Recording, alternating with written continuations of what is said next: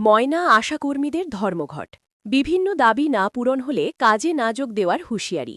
আশাকর্মী হয়ে স্বাস্থ্য দপ্তরের কাজ করানোর অভিযোগ, ক্ষুব্ধ হয়ে ধর্মঘট ডাক ২১৬ জন আশাকর্মী। আজ তমলুকের ময়না ব্লক স্বাস্থ্যকেন্দ্রের সামনেই ব্লকের সমস্ত আশাকর্মীরা ধর্মঘটের নামেন।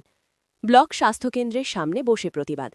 তাদের অভিযোগ, আশাকর্মী হওয়া সত্ত্বেও স্বাস্থ্য পরিষেবার সাথে যুক্ত করে দেওয়া, অতিরিক্ত কাজের চাপ মেলা, খেলা অনুষ্ঠানে স্বাস্থ্যকর্মী না হয়েও আশাকর্মীদের স্বাস্থ্য কাজে করানোর অভিযোগ।